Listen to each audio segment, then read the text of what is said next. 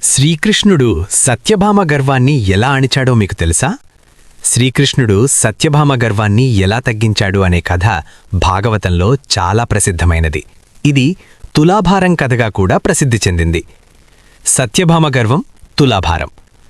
ద్వారకలో ఒకరోజు శ్రీకృష్ణుడి భార్యల్లో ఒకరైన సత్యభామ తన అందం, సంపద, స్థానం మీద చాలా గర్వంగా ఉండేది. ఆమె ఎప్పుడూ ఇలా అనుకునేది, నేనే శ్రీకృష్ణుడికి అత్యంత ప్రియమైన భార్యను అని. ఒకరోజు నారదుడు ద్వారకకు వచ్చాడు. ఆయన సత్యభామ గర్వాన్ని గుర్తించి ఒక చిన్న పాఠం చెప్పాలని నిర్ణయించుకున్నాడు. నారదుని యుక్తి. నారదుడు సత్యభామతో ఇలా అన్నాడు, నీకు నిజంగా కృష్ణుడిపై ప్రేమ ఉంటే ఒక వ్రతం చెయ్యాలి.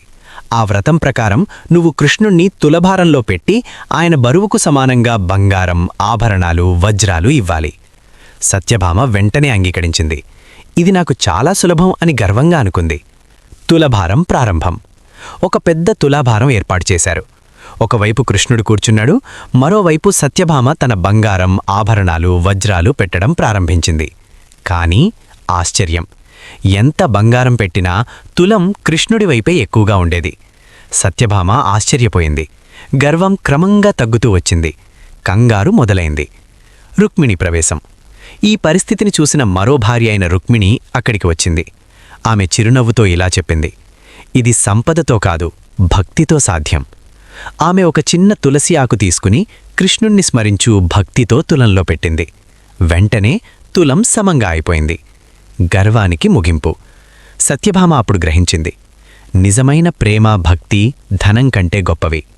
ఆమె తన గర్వాన్ని విదిలిపెట్టి వినయంగా మారింది. నీతి. సంపదతో దేవుణ్ణి పొందలేం. నిజమైన భక్తి, ప్రేమ మాత్రమే దేవుణ్ణి సంతృప్తిపరుస్తాయి. గర్వం ఎప్పటికీ మనల్ని దిగజారుస్తుంది. ఒక తులసి ఆకు నిజమైన భక్తితో పెట్టినప్పుడు కోట్ల బంగారం కన్నా విలువైందిగా మారింది.